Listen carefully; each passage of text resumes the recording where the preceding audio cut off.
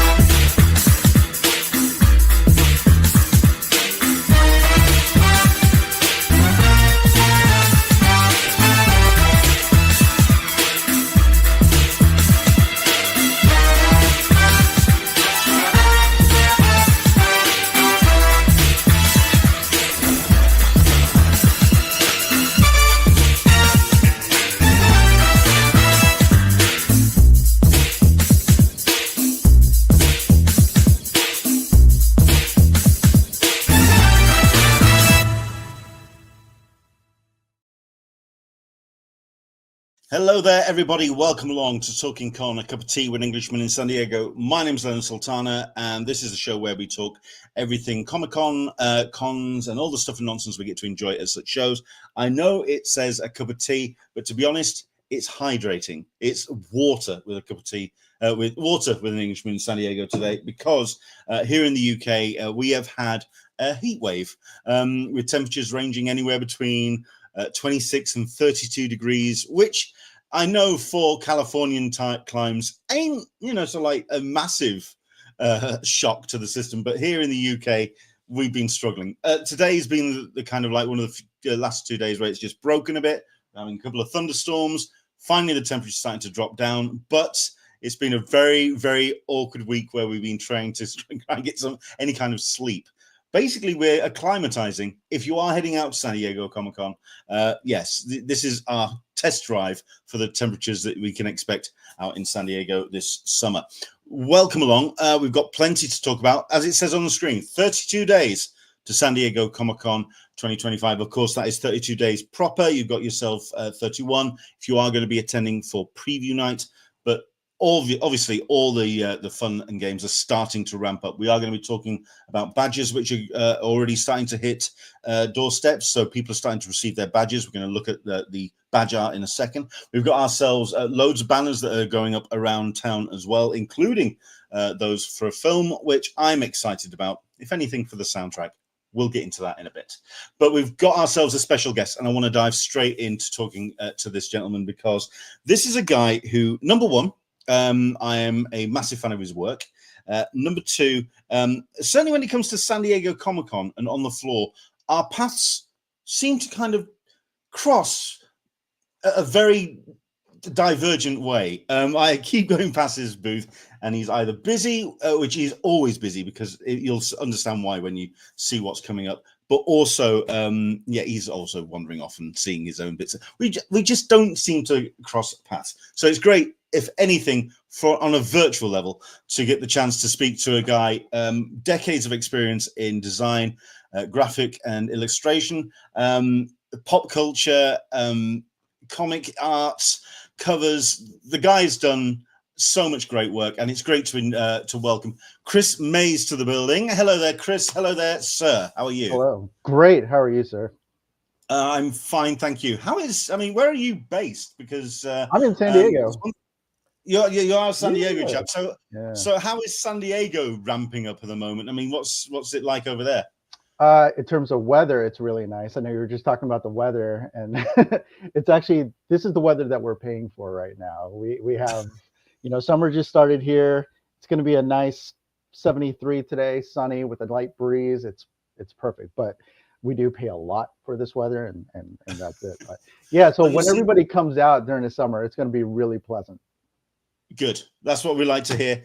I mean, I think it's best. I mean, like I say, I gave you a bit of an introduction there, but I think it's best if from yourself, let's have your words.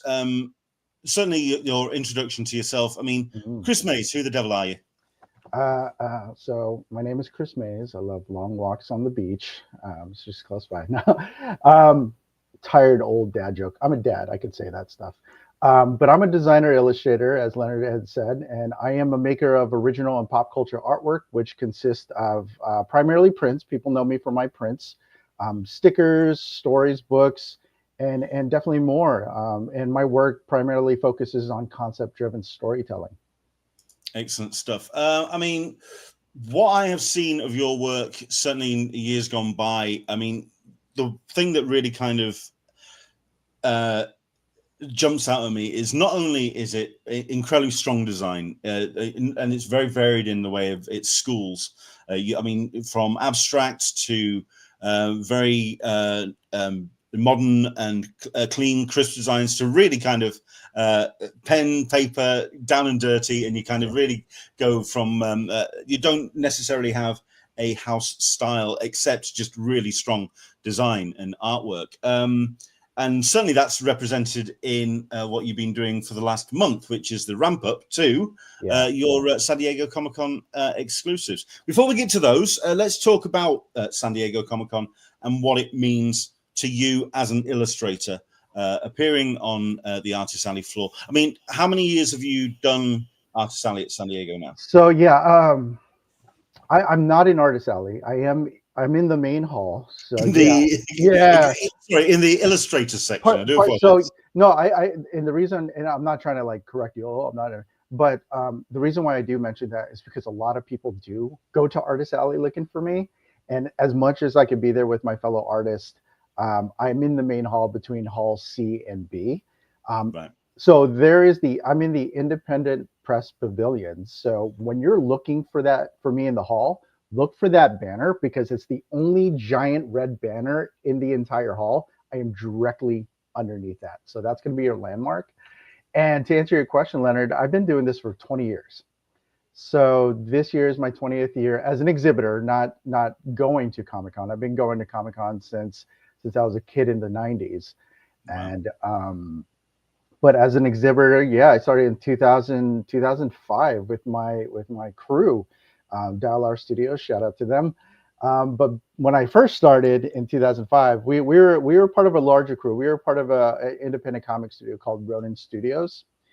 And the following year in 2006, a group of us splintered off and started our own studios, which is Dial R Studios now. And then just while I'm talking about the history here, if it's okay, sure. In 2019, that's when I kind of started doing my own things. I called it a reboot, so to speak. I wanted to start creating prints and just telling my own stories. And that's what I've done. And that's what people know me for today. So I just celebrated 5 years of doing that last year. And so, but as an exhibitor as a whole, 20 years this year. And that's why if you've been following me on any of my socials, I've been going all out, make sure I was prepared. 20 new items to celebrate 20 years, and it's going to be fun, man. It's going to be a great one. So I hope you all come by. By the way, the booth is 2103 Dial R Studio /Chris Mays. You'll find me there. I'm there every year like I said, directly under the IP Pavilion banner. If anybody then has the perspective of seeing how San Diego Comic-Con has evolved, especially on the floor, when it talks about how many people are coming through the doors. I mean, people talk about 2010 as being certainly that sort of like that landmark year when pop culture, the MCU, and I mean, for myself, it wasn't just the MCU. There were so many pop culture elements. Certainly, when it came to Diamond as well, they were doing a lot of work on young, so YA and manga, and they were kind of dovetailing as well. So lots of roads leading to San Diego Comic Con around that time, 2010, which was my first year attending. Oh, really? And oh man, it was cool. It just suddenly exploded that year and just went off on a real tangent. You must be able to have seen then some real change in the way that not only the convention, I mean, not only with the power of the convention, with the amount of people coming through the doors, its relationship with the city, and how that's also changed and evolved. What's been the kind of like the watermark years and those headline years for yourself, which you've really kind of seen significant change and significant elements on the floor? I think you're absolutely right. It was around that time period, and keep in mind too, around that time period, a little bit before or after, it's a little fuzzy now, but we also expanded the convention center as well. Indeed. So I remember, like, one of my specific memories that you're talking about, that it was around the time what was it, 2000, even earlier, whenever the X-Men movie came out, the Bryan Singer film. I remember even just walking into a panel. I think it was like Hall C. You know, me and my friend were just kind of walking around. We walked into a panel, and sure enough, there was the cast and crew of the X-Men film just right there. And I was able to just walk in. No line. Hall H wasn't there yet, I don't think. We weren't lining up like super long or camping overnight. You were able to just go on in. And but I think around that time, 2010, is when everything just exploded. All the, like you mentioned, the MCU movies started coming out. Everything was exploding. The convention center expanded. Even in the back with the park and all that. And all of a sudden it was just, and I would say too, and I may be wrong on this, but since I don't get out to the activations as much, but even around the city, it started becoming like a festival, right? More activations were being developed, more companies and studios and the like were coming in and and taking advantage of an opportunity. Is like, hey, we don't have to be inside the hall. We could be outside of it as well. So unfortunately nowadays I don't get out much to take advantage and see these activations. It's really cool. So I live vicariously through other people experiencing it. However, I think it was around that time those started becoming more common. And what I always tell people who have never been to Comic-Con, especially locals, like, you ever been? No, it's like, you don't have to go to the convention itself to experience Comic-Con. It's all around the city, even outside of the city parameters. You know, people are celebrating. I believe it's our biggest revenue generator for the city. So maybe not for the convention center. That's the convention the week before. Right. Oh, right. Well, what is it? What's the one before? There's always it's Esri. Oh yeah, there's so many happening around that time. But it's really cool. But I think you hit the nail on the head. I think it's around that time period when everything was just converging at once, and it just boom. Exploded. Yeah, I mean, just to clarify, when I say MCU, it was the year of the Avengers cast reveal up on stage in Hall H. So it was kind of like that pinnacle. So you had the bubbling, you had Iron Man, Captain America, you had all those films that kind of like over the 4 or 5 years previous, and then Avengers, and then it just took off.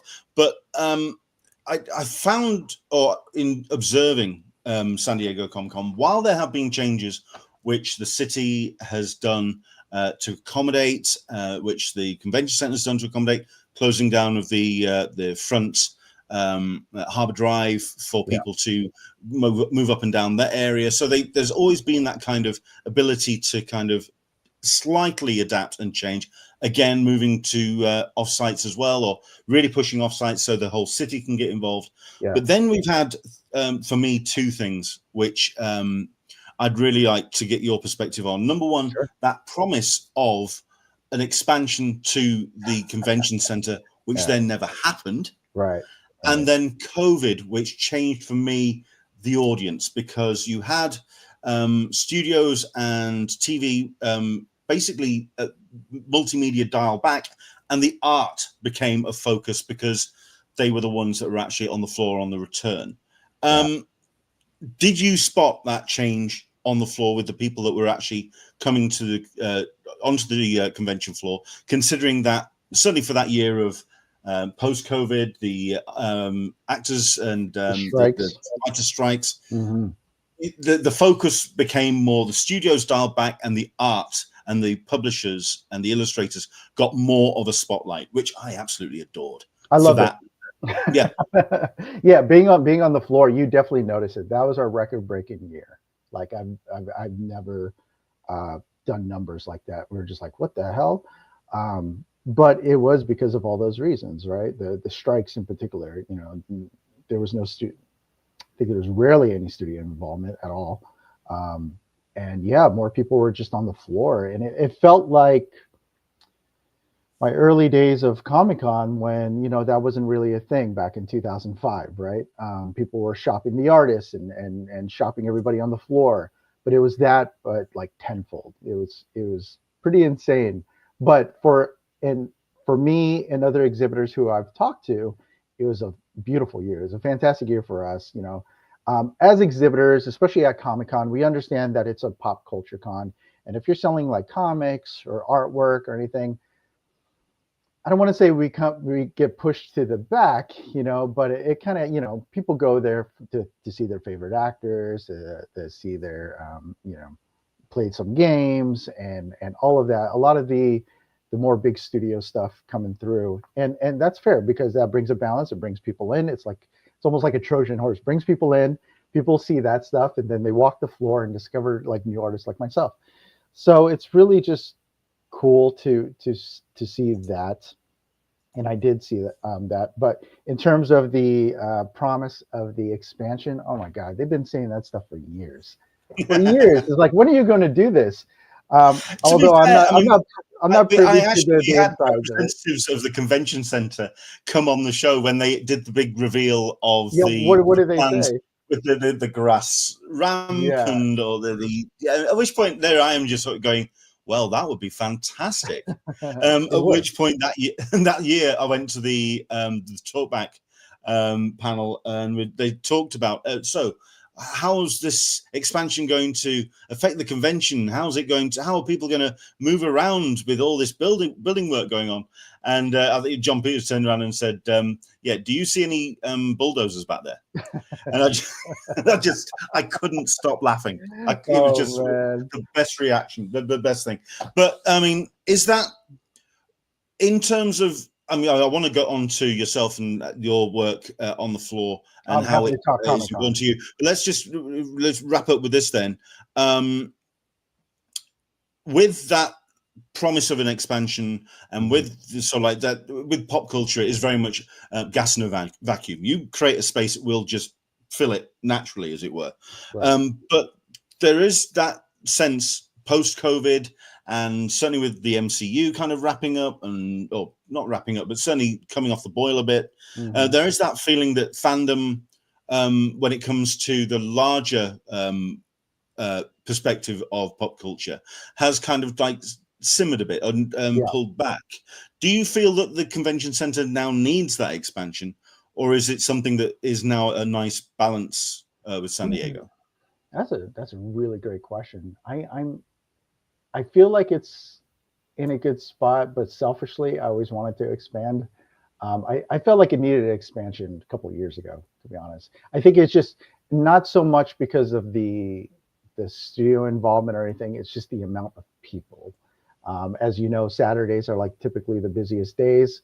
You know, you walk the hall, you're like arm in arm with people, especially down towards the newer side of the hall, or it's weird saying newer because it's not so new, but the new part of the hall, not hall A through C. And Artist Alley is the main part. Artist Alley is insane too. I try to go over there and talk with my friends and all that, and it's just, I don't know how those guys do it. Like, I'm glad I have a booth where we have in the back of our booth, we have like what we call the Dial R Lounge, and it's a place for us to just kind of sit down and just like, whoo, come down a bit. So usually after I walk the hall, where I tend to miss you too, Leonard, all the time. I know you mentioned at the top of the show, like we're always, I was like, man. So I remember last year, I'm going to quickly go back to it, but I remember last year, my friend Jericho and my wife Rini, who helped me with the booth, like, hey, somebody was looking for you. He sounded like he had an accent. I'm like, did he have a hat? He's like, yeah. Did he sound British? Yeah. I'm like, damn it, that was Leonard. I missed him again. I was like, this always happens. So anyway, going back, yes, I feel that we need. I do feel like we need an expansion. I really do, only for comfort, and especially for those who may experience anxiety, or those who may be on the spectrum and have trouble, who want to enjoy the show but have trouble being around a lot of people and the sights and sounds and stuff. Just want to be empathetic to them and just kind of give them a little bit more space, and just for everybody, so they're not, especially after COVID now, right? People are, it's like someone could just regularly sneeze due to allergies or something. You're like, whoa, hey, what's going on? And I think that's still in the back of minds of people. So I think with the expansion, I think that will help in so many different ways, and probably ways that I haven't even mentioned. What are your thoughts on that? I'm curious. I would like to see some cracks being filled and some paperwork being put up, just to give it a little bit more of just a touch up, and just kind of make it a little bit less like something that has gone through the wars. Right. Yeah, no, I agree. At the very least, that, right? Wasn't there a news story came out recently? I thought I saw the unofficial ublog post about it, where I guess there are some things they still literally need to like patch up and fix. They do. They do. I mean, then Aaron Neighbors has put a very good point. We also need carpet back in the exhibit hall. Hey, Aaron, what's up, man? Yeah. Which it kind of like brings me. I mean, I've got two questions, and then I want to talk about the exclusives. Sure. So in that regard, I mean, we've got carpet back in the. We need the carpet back in the exhibit hall, that kind of thing. I mean, you got the comment here.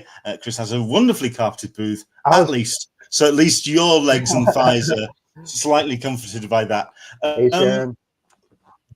Prior to COVID, there was that feeling with CCI that it was very bullish, that very much like me when I was working as a DJ at the time, and it was a case of the world is perfect. Everyone's going to have birthdays. Everyone's going to have everyone's going to have parties. I'm going to work forever. And San Diego's CCI kind of had that vibe, and I kind of got a sense, certainly when I was speaking to exhibitors, of no, we're CCI. We'll talk to you when we're ready. Excuse me, let me just sit on this pile of cash, and I'll talk to you in a minute. At which point, then COVID turned around and gave everyone a really rude awakening, including CCI, burning through that whole of that war chest of cash very, very rapidly over that year and a half, 2 years when they weren't operating. Right. Has there been from an exhibitor's point of view, has there been a change in CCI's attitude to exhibitors and those that they are inviting onto the floor, in terms of, okay, a little bit of humble pie, we need you, to so like bolster what we do, and you are what makes the show, not necessarily us. If there has, I'm not aware of it. To be fair, too, like I'm not the one. So, like I said, I'm part of a larger studio. You don't actually. We do have my point person. Thank you, Jim Clark. Check him out. He's part of Dial R Studios. He's a writer of indie comic books, good stuff. I illustrated books for him too. So if you want to find some of my older work, cheap plug, sorry. But yeah, he does handle a lot of that. He has that brain for it, where he could handle the logistics of that. But I mean, there have been opportunities where, I would talk to some of the people at Comic Con and some of the workers, and it seems the same to me, Fair enough. Have you noticed anything? In that case, well, I'll be a little bit more diplomatic then and ask this question. Well, we'll ask this question then. Certainly, when it comes to other conventions, I mean, I do try and remind people that it is a convention. It's a comic and pop culture convention. It is very much a shop floor for people to sell and present their wares on the floor. But you've got so many other conventions out there as well. You've got a designer con, you've got other shows to attend. Where does CCI sit for you in terms of like sales? How important is CCI to someone like yourself? It's a great question. It is my most important show. Right. There is a reason. One, it's my home base. It's just 20 minutes away from me. I'm in the South Bay. No hotel hunting for you, sir. No, I don't have to deal with hotel apocalypse or any of that, thankfully. But I do have to do the parking stuff. So, because I do try to park at the convention, especially lugging all my booth supplies around. But it is my home base. Like I said, I've been doing this. I've been attending since the 90s. I've been exhibiting since 2005. So it really holds a special place in my heart. You know, for those who just know me for my recent stuff, I used to do indie comics back in the day. You know, I love comics. I grew up on comics, animation, gaming, wrestling, all of that stuff. And so that kind of shapes me as a whole, and you could see that in my work. But it is my most important show, and it's and the reason why is because I do make the most here. I think because I still have people come in since I was part of the studio and doing comic work. So I still have these regulars who come, and for those who know me, I call Comic-Con Geek Summer Camp, right? Because it really is. It really is. It's a time and place where you can meet your friends and supporters once, twice a year, you know, depending on the frequency there. And compared, I've done shows like Designer Con, LA Comic. I've done a lot of West Coast shows, only because I'm trying to save money and stuff. But I do want to break out and do Emerald City Comic Con. I want to do C2E2, New York Comic Con eventually. I believe there are some places in Texas that were recommended to me. So I definitely want to branch out eventually. However, I did lose my full-time job about a year ago now. It's June. So I've been having to, you know, be smarter with my money this time around. So that's why, especially this year, since I don't have a full-time gig, this show is incredibly important this year. But yeah, it is the show. And also shout out to the View blog, because I partner with Carrie, Aaron, and crew there. And they really help not just my work, but everybody's work, which is really cool. They shared my work in 2019 when I was just starting out. I was part of the Under the Tents segment, and we just started talking from there because I was really grateful to be part of that. And now we have a really beautiful partnership where they promote my work. It gets out there, and an all new audience discovered me through it, which is really cool. So I'm forever grateful for them for what they do. And I definitely see the difference with them amplifying my work, because let's say if I go to Designer Con, which I love because I am a graphic designer too. And even though Designer Con is more focused on like the vinyl toys and stuff, at least a couple of years ago, they actually had some graphic designers that I really love there, like DKNG and Aaron Draplin. So I always loved Designer Con because it was like a marriage between like graphic design and Comic-Con stuff. Like they had a baby, but plus vinyl toys. I haven't done the show since they moved to Vegas last year, but maybe the years forward, we'll see.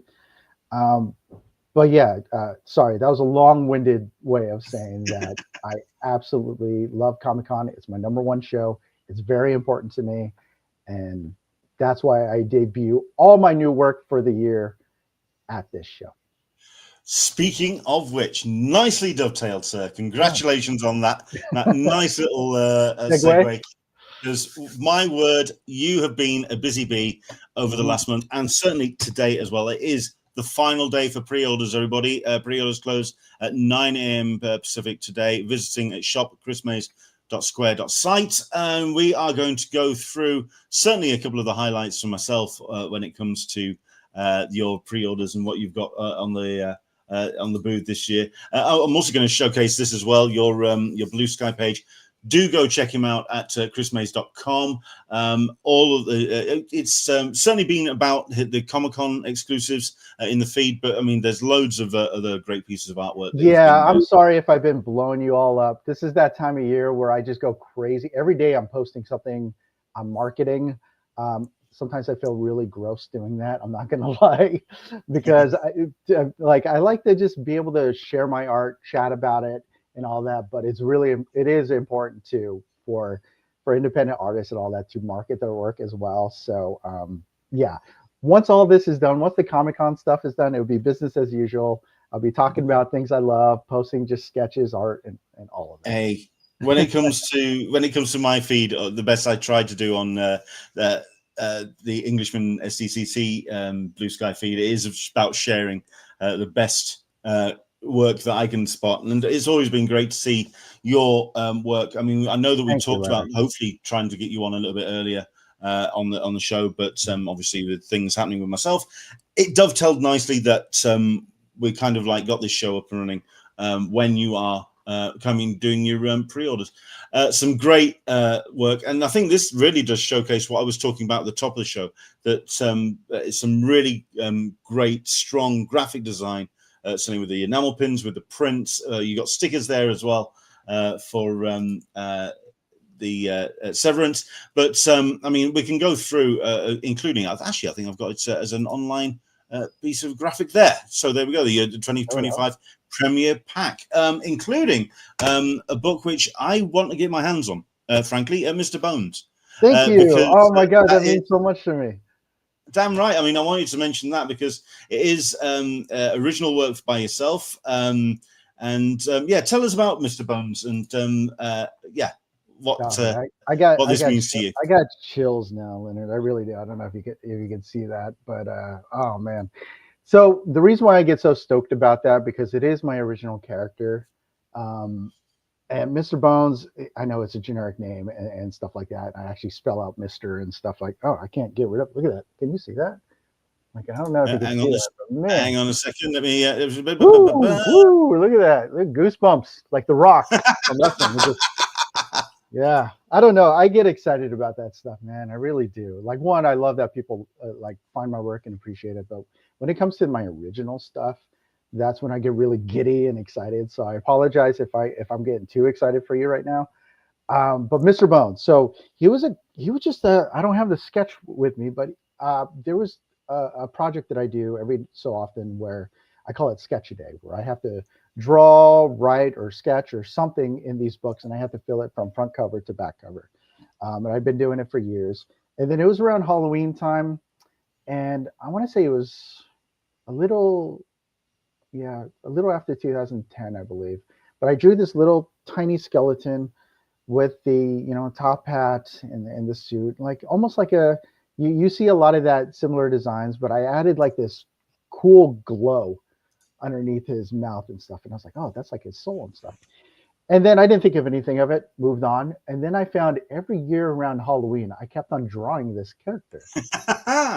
But I wish I could show you the evolution of Mr. Bones, because he was just short and stumpy character, and then he got longer and longer and more elastic and all of that. And yeah, he just became my guy. It's Mr. Bones, and it's brilliant. And he was just showing up everywhere throughout the years. And then I started, I think it was 1 October, I started creating a story out of him. And it's if you're not familiar with Inktober, everyone, it's an artist challenge that happens every October, where you have every day for the month of October, you have to do an ink drawing, an ink illustration. It was created by illustrator Jake Parker. There are some controversies around that, but I'm not going to get into that.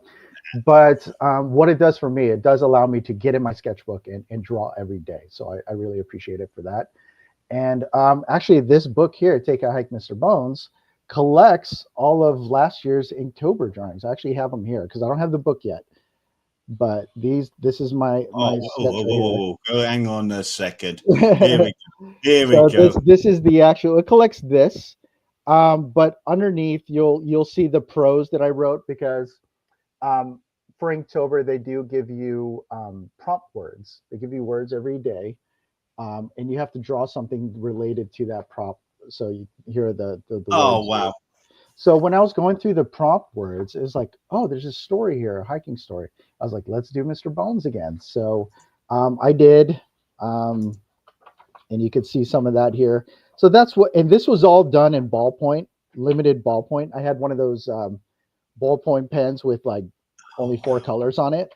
So it really Oh, allowed me to, that's nice. it really allowed me to be really limited with my color palette and choices. So yeah, I told a very slight story, simple, easy to follow, and that's what this book collects. I love the idea that there's a real challenge there with the ballpoint colors. That really kind of like makes you think about design and the weight of art that you've done, and it looks amazing. I mean, anyone who's setting out there, yes, please. If I can, yeah, I do. I'll be sure to send you one letter because I know you're not making it up this kind. year, but I do ship to the UK now. So, well, I mean, like I say, the other bits that have really kind of jumped out at me as a Drew Struzan fan, this was a really nice tribute, the Skeleton Crew tribute to that, which is a 5x7 print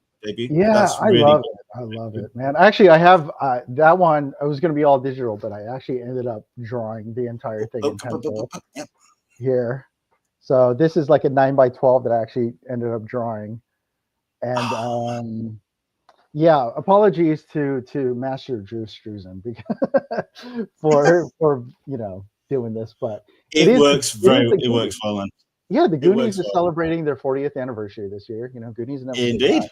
And I love the Skeleton Crew. I'm not one.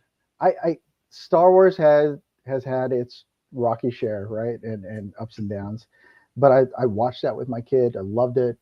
Andor is my favorite Star Wars show, but I felt like Skeleton Crew was on the other spectrum of that really all families can enjoy, and yeah, I actually had 2 ideas for this one. Let me see. I wonder if I have them. So I have a bunch of field notes books that I keep with me at all times, and I'm trying to see if like there was like 2 ideas that I had for this, and I was like, do I go? One of them was the Drew Struzan concept. Oh, here it is. So I'll share. Like, here it is. Here's my original sketch for it. Right? You're seeing it first because I haven't shared what the other concept is. So I thought this was an obvious concept because it, that show is not shy where it takes its inspiration from the Goonies and no, certainly not. Right. And so I was like, do I want to do that? But other people might do that. Sharon, I think she's on this on the chat right now watching. She said something on social where she's like, but has anyone done it like you? Will anyone do it like you? I'm like, touche, good point. So I went with that. But this is the other concept right here.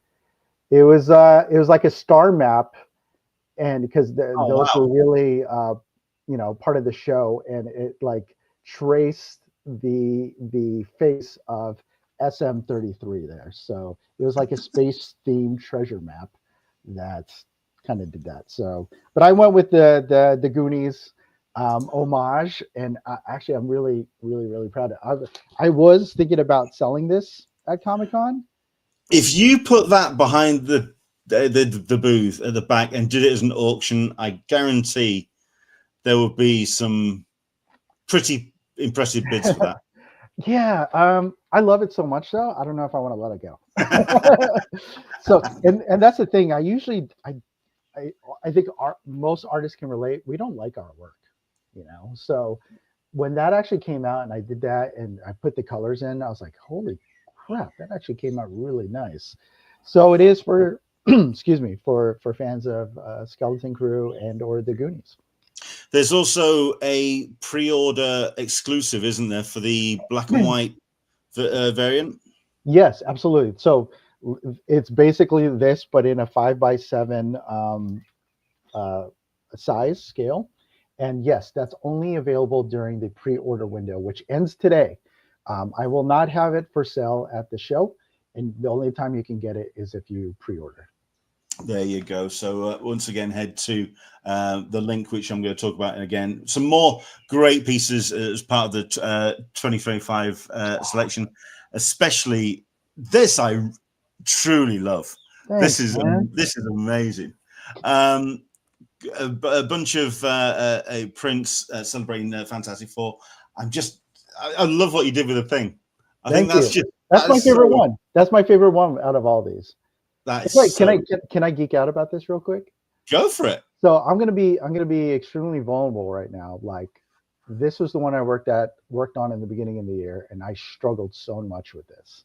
Actually, the Human Torch one, Flame On, that was Mr. Fantastic originally, and then I was struggling. What can I do with the Human Torch and all that? And I woke up after dealing with it for so many days. I woke up with a solution. I was like, I'll make that one Human Torch, and I'll make this other one for Mr. Fantastic which works. So, these are so graphic design focused. Here's where the vulnerable part comes in. These are so graphic design focused. I didn't think anybody would dig it or like it, but there's a reason for it. And at the top of the show, that's why I said I don't have a style per se, but I do concept driven storytelling. And the concept here is that the Fantastic Four came out in the 60s, right? And this is inspired. It takes the inspiration from Swiss and Bauhaus graphic design movements of the 60s. So I thought it'd be appropriate to do that. I have little Easter eggs in here, like 1961. You see that on everything. That's when the Fantastic Four debuted. Limitless Reach. I think that's the thing that kind of is slightly skewing my brain when it comes to Fantastic Four, especially with the new film. Yeah. Because it is set in it feels to be set in an alternate 50s. So it's more a decade back. So it's more kind of like the same vibe that we got, say, for example, with Captain America. That kind of sort of like boxcar kind of, it's like kids in the street kind of vibe. Whereas then you see some elements of the trailer where it is very nouveau design and very this kind of the 1960s Art Deco design. And this, I think, actually is more in tune to what I've seen some elements of the film. So it's very much more that kind of, so like very sharp, very, very strong design. I love them to death. The Swiss design utilizes the grid system and typography that you see there. The Bauhaus design are typically consist of clean lines, sans serif typography, geometric shapes. So this really takes the inspiration of doing that, and I really love them. So I'm glad you appreciate it. Really, really big fan of those. So let's. I mean, you've got the. I'm going to go. We could be keeping here at you for a while. So let's. I'll try to be through, but certainly have a look through the Daredevil one with the double D as part of the just diving through the air, looking great. Loved the Wild Robot one as well. Awesome. That's a really pretty, beautiful print. I mean, again, very much gearing up with the film as well, with that real hand painted vibe to the aesthetic of the film. That was my favorite film of last year, so that's why I went with it. That's actually me playing Mondo artist too. I would love, one of my goals in life would to design a poster for Mondo or Bottleneck Gallery or Spoke Art or anything like that. Yeah. So that's why a lot of the reason why I do this too is because I would love to do that one day, and this is kind of me playing that that role. Oh, be a bro. The moment I saw the words "be a bro," I'm sorry, I couldn't stop grinning for a good solid 20 minutes. Easy. That is just amazing. Thank you. Yeah, that's an original of mine. Yeah, thank you. I mean, great. I love this as a vinyl cover for the Ballad of Witches Road. That's a really nice, clever piece of design as well. I'm a big fan of any kind of design where other elements kind of like inform the aesthetic of an outline, and that just works really well. That's just pretty. Yeah, that again something really that. Escape. Superman, of course, it's a big year for the Man of Steel, so that's a fantastic sticker as well. I mean, like I say, you're dealing with different stickers, prints, posters. You're doing all sorts of the patch as well, the Geek Summer Camp enamel pill. You're dealing with all sorts of different media, and it's great to have all that variety on the booth. I mean, I hate to ask, but do you have any particular favorites that you from this batch? Really kind of, Yeah. There's a few, like like I said, I love how the Skeleton Crew came out. I was genuinely surprised at how well that came out, because I was like, oh, there's always a part in the art process for artists where you're like really excited and you're like, oh, this is garbage, this sucks, and then you're like, oh, that's cool again, so I really like how that came out. The Agatha print is, I really love how that came together, because I knew since last year I wanted to do an Agatha sketch. After the show, I wanted to do something as a record cover, or an album cover, and I did. But the whole skull aspect, that didn't come in until like just months ago. I was sketching it tomorrow. I was like, okay, it's time to work on this. Let's revisit it. And it just all came together, which is really cool. Even just the part I was struggling with is the nose aspect of the skull that you see there, which is a crow. But what that was, it ties itself into the story, because if you've seen the show, one of the Salem 7 is a crow. So it worked perfectly and pulled everything together. But yeah, the Fantastic Four, like I said, I really love how that came out. And that's me just going full in graphic design. And well, I mean, you've got Chuck here making the comment, very Very proud Cat Institute. Yeah. typography as well. Oh yeah, man. So I love dealing, like the MDR, the Severance print, that green one there. People love that one, and I was worried. I was like, maybe this is too gritty as in GRID, like a grid system. Too graphic design, because people know me for like a lot of the illustration, but it's in my name, Chris Mays, design and illustration. When I say design, I'm not a character designer. I'm not a animation designer. When I say design, I'm graphic design. Since I have a background in that, that's what I've done professionally for about 20 years now. I was a creative director, for example. I build brands. That's what I do in my freelance and my day job. But in at night, that's when I do all this fun stuff and just create artwork that I just love, and I hope people love the same things. It's really fun. I love doing it. Excellent. Well, once again, it is the final day for pre-orders. So at this point, I don't know if you are staring obsessively at the shop numbers and seeing, kind of like refreshing the page on a regular basis. But I am, only because it's our first time doing pre-orders. We've never done it before, and it's been actually really cool. It's been really smooth. I hope people enjoy it, but it takes the pressure out of the convention. They can pick it up whenever. He's just turned around and said it's going really well. It's going very smoothly. He said that out loud. He jinxed it. So well done. You never. It's the final day. It's the final day. You never say the quiet thing out loud, dude. Damn it. It's great that it's going. Shop chrismays.square.site. Do check it out and get your pre-orders in. And hopefully you are going to be going to Chris's booth in the illustrator section of the exhibition floor. One more time, give us that booth number, please. Yes, it's booth 2103, Chris? Dial Art Studios / Chris Mays. Excellent stuff indeed. And that's where you can find him. And I'm going to be very jealous that you're going to get to see him, and I'm not, because I'm not going this year. But I am very much looking forward to seeing out the aftermath and seeing how things have played out for you. I really hope you have a fantastic San Diego Comic-Con. And Chris, thank you so much indeed for coming on. Really appreciate it. I love to do this stuff. Like I said, I'll talk your ear off, man. Especially when it comes to my work, I'll totally geek out about that. So thank you so much for having me on. We can talk. We'll keep you on very quickly if you want, just to say. Oh no! It's fine. It's fine. Really quickly, because we'll talk about the two things that I wanted to dovetail into, and your thoughts on. Okay. The graphic design of the badges which are coming. Yes, I mean there's the rumors that we will be seeing a panel for Dexter Resurrection. Yeah. Well, I mean it's great that we're not having a Walking Dead badge, I guess. Right, again. And it's a downside better than last year's. I was going to ask, what did you think about just the Paramount Plus blue logo?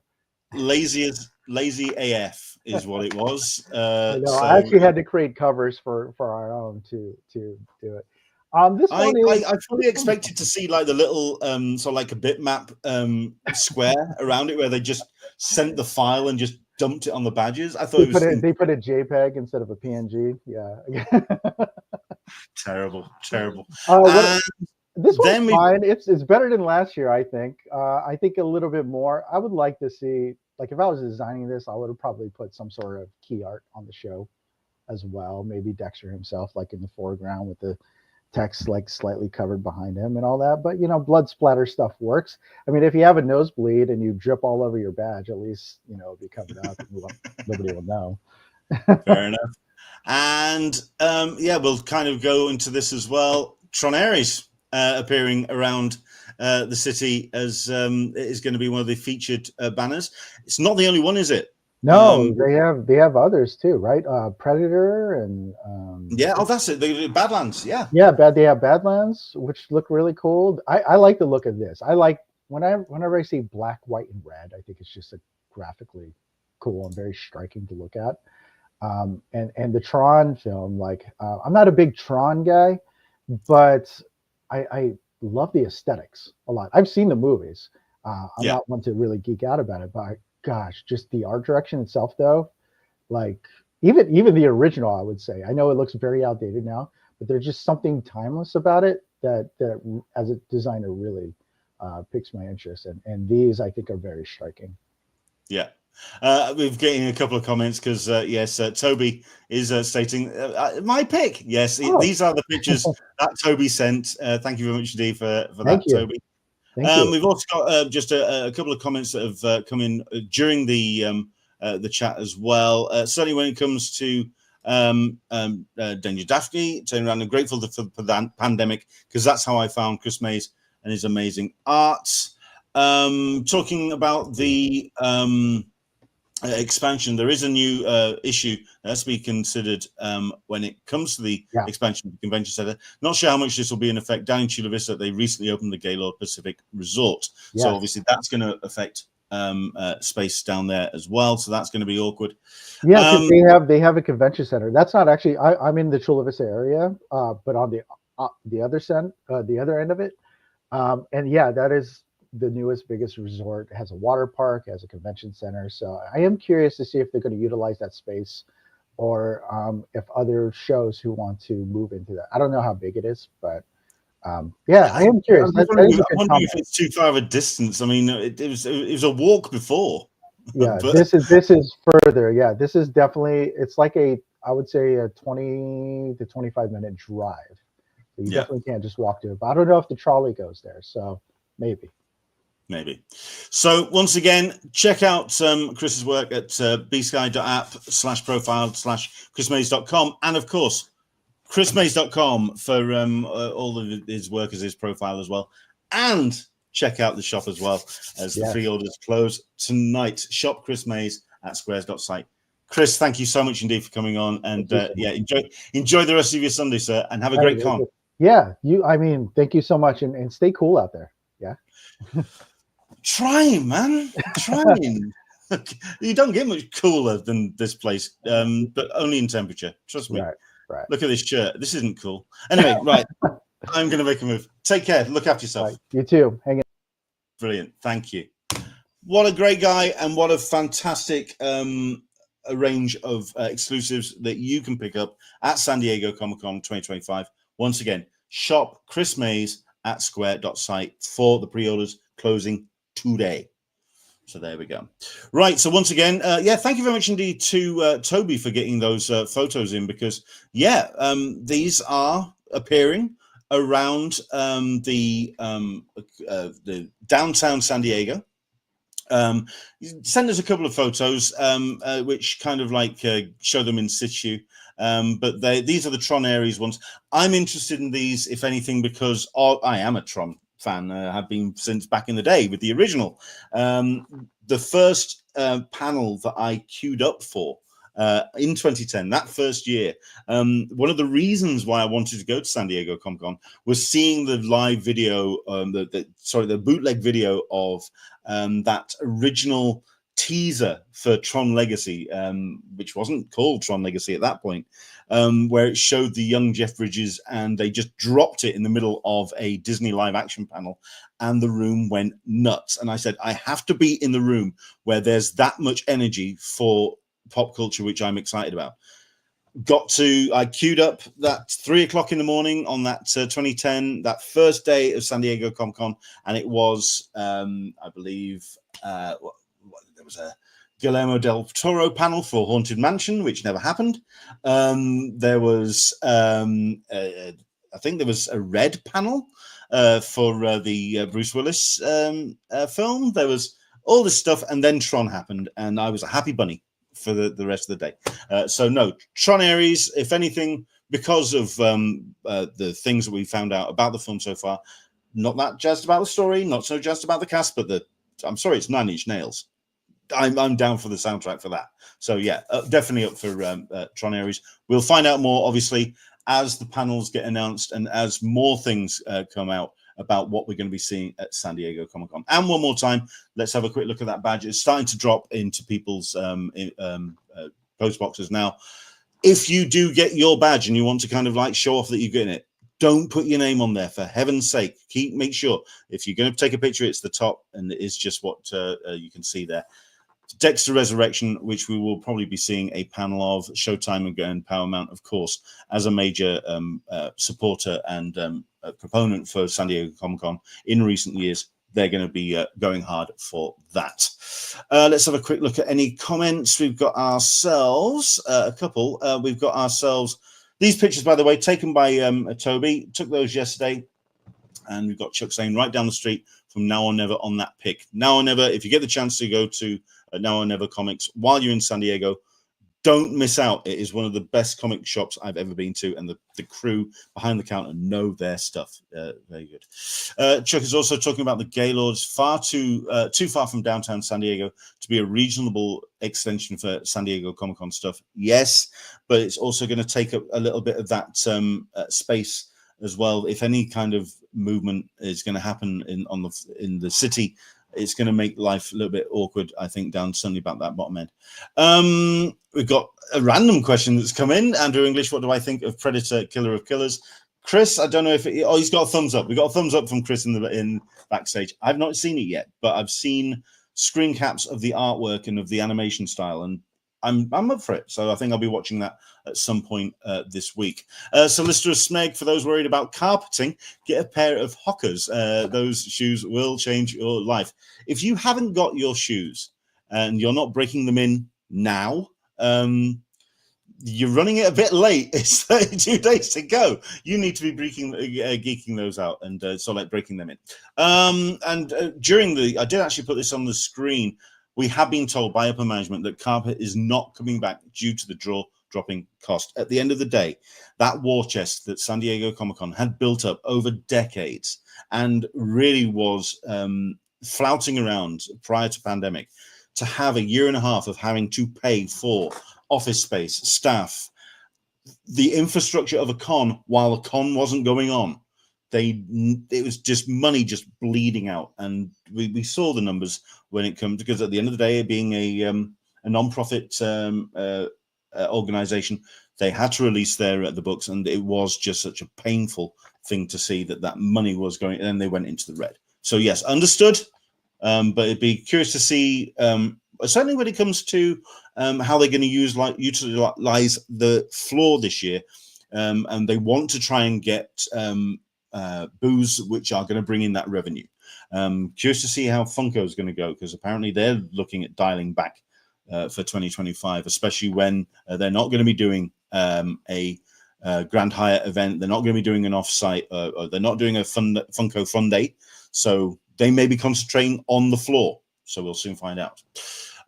What else is there that we're talking about? Yes, really quickly, I'm kind of blitzing through because I tried to keep this to an hour and I've got like 2 minutes, and that's not going to happen.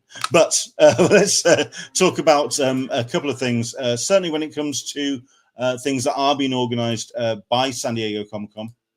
The blood drive is being opened up, I believe, and it is back up and running. If you are wanting to participate in the blood drive, it is taking the details for that.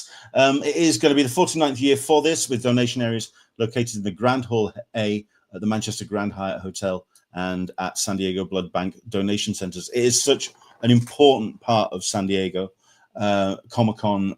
It really does emphasize that it is an event that gives back the best it can to the community, to San Diego, and the blood drive has always been an important part of that, starting in 1977 at the El Cortez with 148 pints of blood. The 2024 blood drive collecting 15,631 pints of blood. This is due to an incredible generosity of a fan base that will give back when asked, and you step up, and that's great. You can make an appointment, and a free Fantastic Four t-shirt will be given to all donors, and there's other goodies as well. If you are wanting to take part, do head to comic-con.org/cc/plan-your-visit/blood-drive. There's if you head to the comic-con.org, all the information there for you. And I think the other thing that I want to talk about is the final group of special guests. This one is interesting because we talked about this last week about the special guests, and I felt that while there were one or two new faces in there which were still established, these are people that have been going for years, but they have been announced as special guests. And then you have the other 90%, which were very expected special guests, those that just are on the guest list every year.